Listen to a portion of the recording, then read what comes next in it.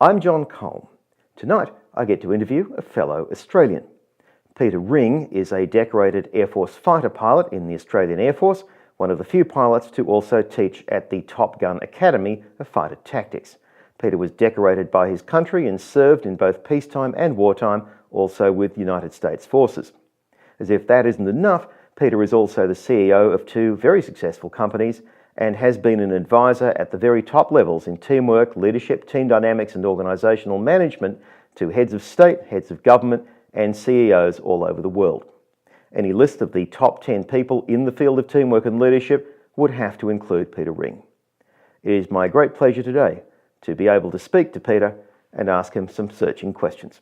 Peter, thank you very much for being on Meet the Leaders. Well, Peter, you've often said that you prefer to wait till questions are asked and to meet the needs as they arise. So how long have you been meeting needs and doing this particular kind of work? I kind of work about 30 years, and before that I guess the work I was doing was educating me for this kind of work. So the question that most people would probably want to ask you is, what do people bring to you most often? What frustrations, what experiences do they have in the workplace? What issues, what challenges? What kind of things do they bring to you most often to get some advice about? I think most people and teams, the big thing they bring is interpersonal relationship problems, which is affecting their job satisfaction and their productivity at work. So their frustration levels rise, they don't know how to deal with it, and they want advice. And I think that's pretty common for the 30 years I've been in this, doing this, but also for the previous, I hate to tell you this, but probably previous 25 years I was working in other jobs. So I think it's a lot to do with relationships and people feeling comfortable with other people. What's the biggest frustration you see? The biggest frustration in the workplace is not being listened to. And what do you say to people who have that frustration, particularly when they've had it for years, when it seems to be just like background noise by now, when it's something that they accept and tend to think of as immovable? Well, I think they have to just talk about how you take responsibility for being listened to. And a lot of the time you're not listened to because I don't think you're taking responsibility for what you've got to say. So I think how you say something and how much emphasis you put on it and how well thought out what you've got to say has a large effect on whether people want to listen. So I think they have to sit back, and everything in life in the long run you have to take responsibility for. That's a hard thing to say, particularly when you're dealing with maybe some people who are difficult, but in the long run that's what's got to happen. Peter, one of the most interesting points you make, at least to my mind, is your notion of accepting responsibility. And by that you mean something very specific and very different from what most of us mean by accept responsibility. You've described it somewhat in Crocodile Charlie and the Holy Grail and elsewhere of course as well, but explain it to us. What do you mean by accepting responsibility? Well, I think it's like being aware that 24 hours a day you're running your life, and if it's not running the way you want to, then you have to change something to try and make it run that way. So you have a helicopter accident, you're lying on the ground, you've just been flattened by a falling helicopter, you got the foot off your leg and you're feeling quite miserable, you've got abrasions and you've been knocked half unconscious and you feel like lying there and being a victim. So that's when you've got to stop taking responsibility. So somewhere you've got to muster the energy to say, I have to move, I have to get up, I have to take charge of the situation again and make sure I survive this. But that's what I mean by taking responsibility for what's happening to you in life. So let's pursue that a little bit, because you actually did crash in the helicopter, right? The helicopter fell out of the sky. It did. What exactly happened? Why does a helicopter fall out of the sky? Main control rods broke, which means the rotor was no longer controllable, therefore it flapped in the breeze and the helicopter lost all lift and the only way is down. G-force is very, very evident at that stage. All right, but then, I mean, after all, Peter, you're the pilot, and this was a mechanical failure. So this is a mechanic, this is a maintenance person. So in some ways, you're not responsible for maintaining the aircraft, you're the victim of somebody else's carelessness or perhaps just of an accidental mechanical failure. But either way, most people would say, well, that's outside my control. I can't possibly take responsibility for that. So how can you sit there and say you have to take responsibility when something like that happens to you? That's true. You can only take responsibility for the effects it's caused, not for the actual thing. So I think the effects it's causing you can take responsibility for, if possible. On the way down, there was no way in the world I felt like taking responsibility. I was quite terrified.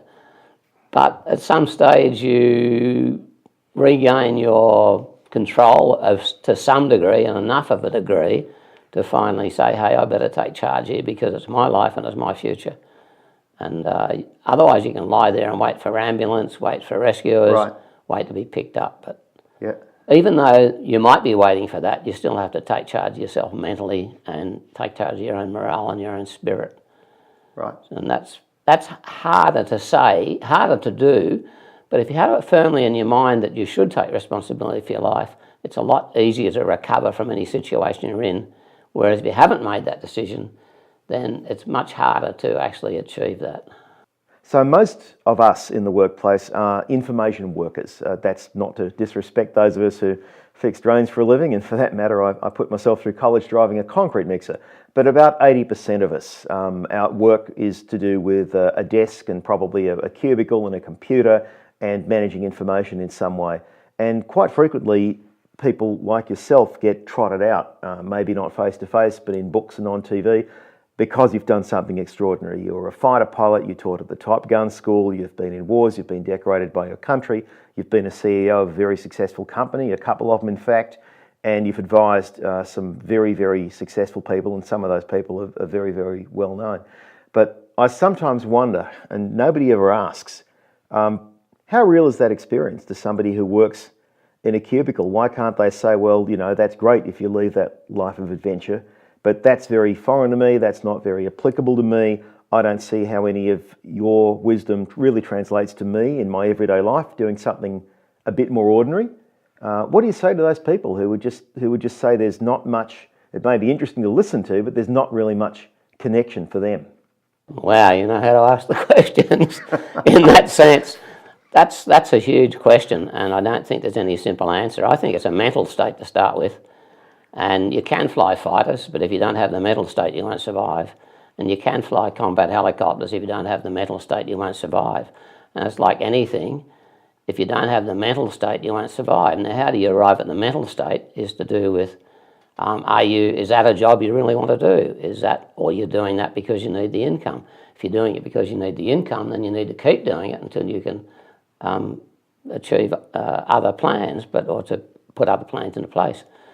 But I think a lot of it is in a workplace, a lot of the satisfaction doesn't come from the actual task. It comes from the relationships.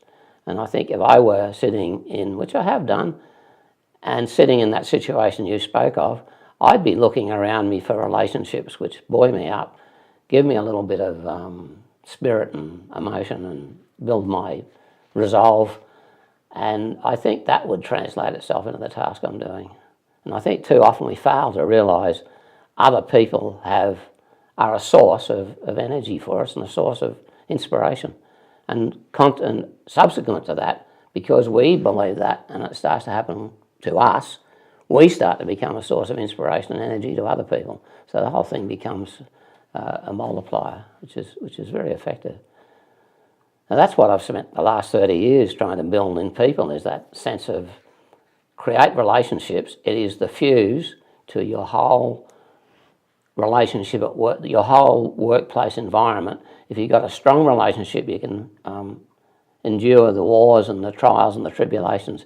If you've got weak relationships, the fuse blows and you're isolated. And that's a sad thing to be, but it happens too often in the workplace where people feel as though the fuse is blown and the relationships have gone down the drain. So often I think you need to work on the relationships. Yeah. So let's talk about that for a minute. When Hiro Toyota, with Toyota with a D, founded Toyota with a T just after World War II, he was just a guy working in his garage with no money, a small amount of borrowed money, and a couple of friends, and just about everybody who knew him thought he was crazy. Japan was in ruins, there was no industrial tradition there at all, he had this huge ambitious vision, and that of course is not what we think of when we think of Toyota today. And I happen, as you know, to know Toyota very well because they've been a client of ours for 20 years. But we think today of a giant company with manufacturing and systems and procedures and complicated processes and everything that involves. But I want to reflect for a minute on the enthusiasm and the excitement and the motivation that was there for Hiro Toyota and his crazy friends when they started this huge enterprise in 1946. How do you preserve that kind of creative craziness, that kind of enthusiasm and passion and excitement in a large organisation and prevent the mundane from just coming in from all sides and crushing you? I think if you preserve almost your youth in your mind, youth are always optimistic and eager. And I think sometimes as we grow up, we become brainwashed by life and we tend to think we're getting old and we sink into ruts and into paradigms, and that, I think, flattens us. So somehow I think people like, or people who start organisations such as Toyota, not just himself who started in a shed with a sewing machine, an idea to produce sewing machines, but other people have sustained themselves through that innovation and that eagerness through their relationships. And I think you need to relate a lot to other people who have the same spirit, but then you need, for people who've actually achieved that spirit together, they need to spread it to other people who haven't quite found the way through to have that spirit. Right. So I think, again, it comes back to the relationships and what's happening with that. So I'd like to pursue that a little bit more. Let's think about two questions. The first is to do with perhaps an older person in the workplace, somebody my age, maybe a bit younger, maybe about 50. But they've been around for years. They're very used to the workplace and maybe even jaded, wouldn't be putting it too impolitely. And they're likely to have a very good counter-argument for anything you tell them about spirit, enthusiasm, and excitement and fun and joy in the workplace. And for them, in a lot of cases, in this hypothetical example, you look in their eyes and you can see the lights have gone out. It's become mundane for them. Life is a long grey tunnel. Work is a long grey tunnel. And they have a lot of life experience, so you can't just fill them full of sunshine and happiness with no reality. What do you say to somebody like that who says, look, I've been around, I know the score, don't blow sunshine up my you-know-what? I think in the beginning, if you're not careful, that also spreads into your time off. So all of a sudden your whole life's like that if it's become that strong in the workplace. And I advise them to get out of a weekend and do something that excites them, do something new, do something that lifts their energy, do something that they just look forward to. Doesn't matter about the workplace for the week. What matters in the beginning is just getting out and raising your spirits, doing something that you want to do where you are the boss or you are in control of what you do, and get out and raise your spirits. I think also then when they go back to work, they need to locate some people in their workforce who have got younger people even who have got some energy and some spirit, and don't necessarily ask them about why they feel so happy in the workplace, but just have a cup of tea with them, sit down with them for lunch and discuss the football or discuss the movies or discuss anything that is of common interest. And all of a sudden, there's an old saying, if you lie down with dogs, you will get up with fleas. And I think you need to move away from what's causing you to be depressed. Despite the fact you can't move away from work, you can move into a new life of weekend, and you can start to sit with some people at lunchtime or morning tea or wherever it's possible who do have that sort of positiveness that you'd like to regain. And I think you'll find if you follow that, the other thing they say is fake it till you make it. Yeah. And that's got a lot of truth. Have faith and faith shall be rendered unto you. True. And there's a lot of... Act as if you have faith, pardon me. Mm. Yeah. And there's a lot of research now, brain research, that shows that's true. You need to remap your neural pathways, which have become down the doom and gloom, use your words, down the doom and gloom channels. You need to remap those neural pathways, and you can do that starting with the weekends and then moving slowly into the workplace. I think you'll find your life will change over time. Yeah. You also need, while you're doing that, to report to someone how successful you're being, because everybody likes to tell someone, I had a success. Saturday afternoon I got really fired up.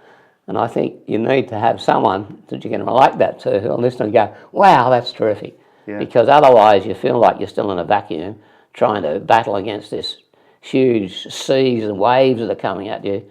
And you need someone to say, keep going, that's great. Yeah. And listen to what successes you're having, as little as they might, as small as they might be. And in fact, they do exactly the same thing in therapy groups.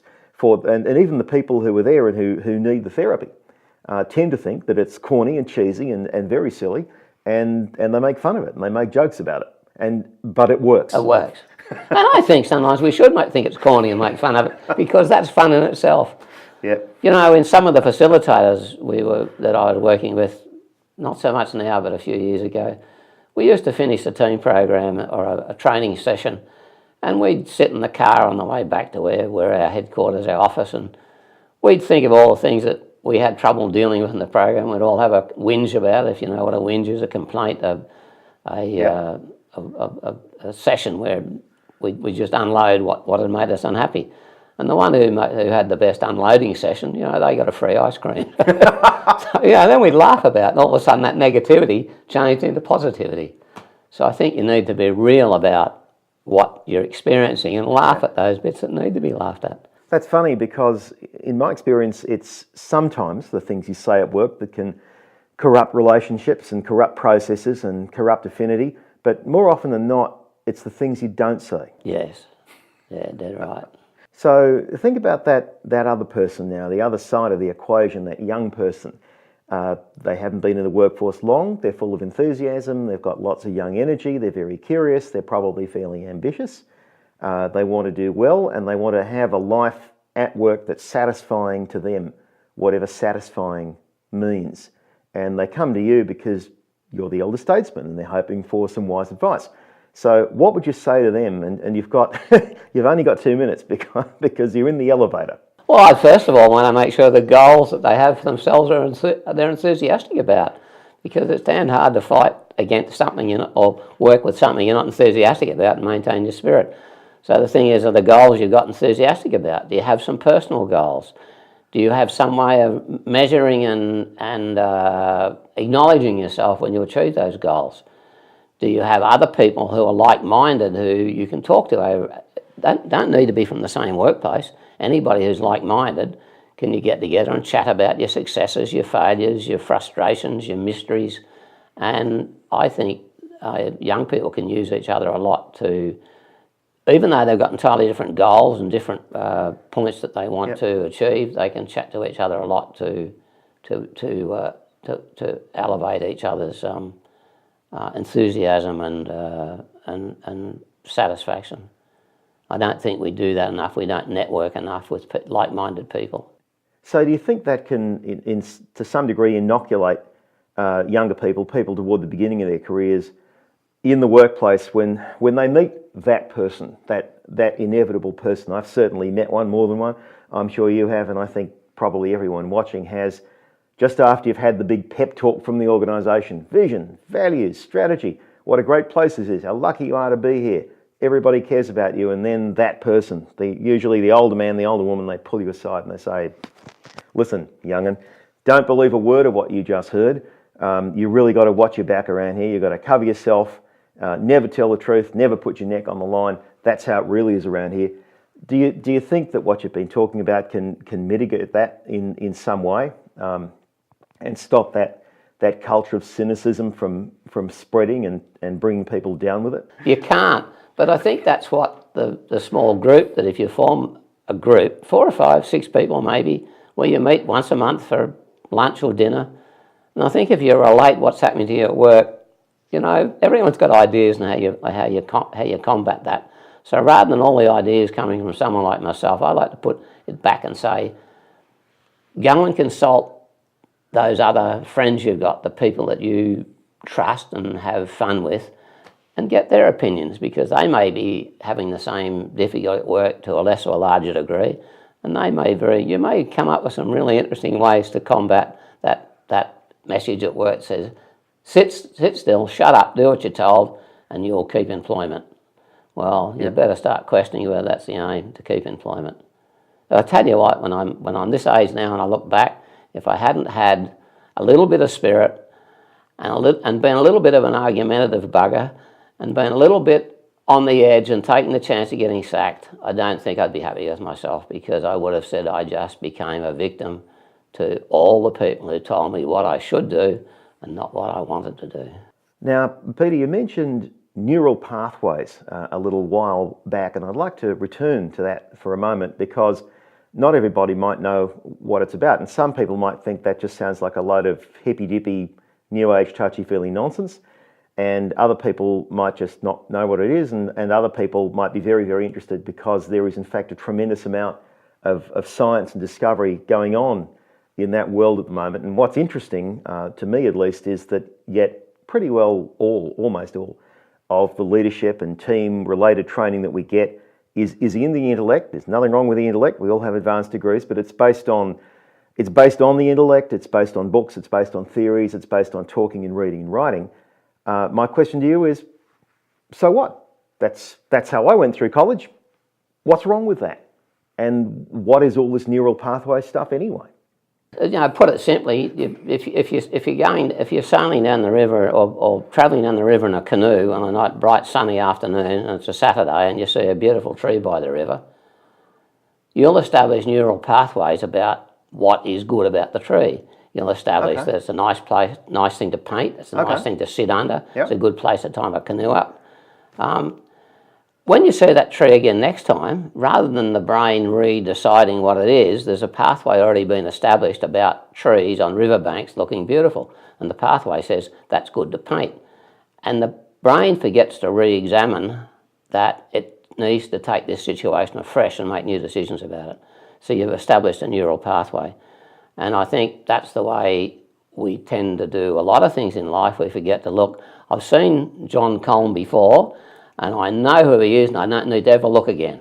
Well, John's just bastard his backside for the last 6 months changing, and he's a lot different person, and I just keep recategorising because my neural pathways say John is John and he'll never change. And of course he will never change while I'm listening to my neural pathways and not taking a fresh look and saying, where's John now? Is it the same John I knew 6 months ago? Yeah.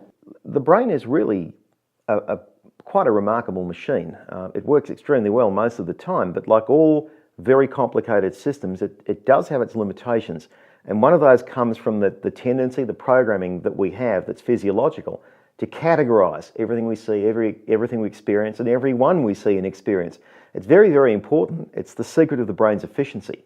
But if it's not done consciously and deliberately, it can turn into something very harmful. It can turn into categorizing and classifying people on very superficial grounds and keeping them in that category forever, can't it? You just got both effect in both directions. And I think that's a big factor in the workplace about how people treat each other. I met Mary 10 years ago and she's still the same. Yeah. And Mary isn't the same. Mary's changed a lot. And Mary feels as though everybody keeps categorising her the way she was maybe 10 years ago. All right. Yeah. So it's a very interesting topic in the workplace. So let's suppose, just hypothetically, I'll play the part of an actor, acting the part of someone who's actually a good leader. And in this hypothetical scenario, I am a good leader. I care about my people. I want them to do well. I want to do well. I want to have the things in the group that create excellence and create affinity and create happiness and success and productivity, all of that. But I'm a technical specialist in this scenario. I'm an engineer, and a very good engineer, which is how I got promoted. As well as that, I have some management skills, which is why I got put into a management role. But I am not a specialist in team and leadership dynamics any more than you could design a rocket propulsion system. So what's your advice to somebody like that character, an intelligent, educated person who's come to you as the expert? What should I do about my team? What kind of training should I do? Whom should I hire? What should I look out for? What do I do, Peter? Do you know, I have to go right back to many, many years ago when I flew fighters and helicopters. And when I didn't know what to do, the first advice any instructor has given me, and this wasn't just technical, it was also to do with my fears and my self-constraints. And he said, the instructor says, go and get in the simulator, because you have to experience it in a non-dangerous environment, a non-critical environment. And after a while, I started to find the major changes that came into my life came from either it being in a crewed simulator, where you're interacting with the crew on a crewed simulator, and everyone was having fun and taking some things to the extreme because we're only in a simulator. And I think some of the biggest changes in my life came from that simulator environment. I believe that the only way you can do it is go and do something different with your team, but something that's real, and change the neural pathways to do with relationships, not to do with tasks. Understood. And that will create a whole collegiate team. Not that you remain collegiate all day, but there's always that spot when trouble hits and you're feeling a little bit down. That collegiate feeling in your team enables you to regain your strength again, to go back and do some individual endeavour again, or some endeavour in small groups. But I think that feeling I'm home, and therefore whatever trouble I get into, we can handle this at home, which, you know, home being the workplace that you're in, because of that group spirit and the group togetherness. Well, that's the perfect piece of advice to end on. Peter Ring, thank you very much for being on Meet the Leaders.